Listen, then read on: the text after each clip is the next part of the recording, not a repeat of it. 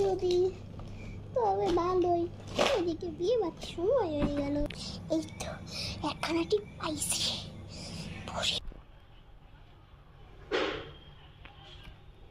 কি সুন্দর লাগতেছে আমারে।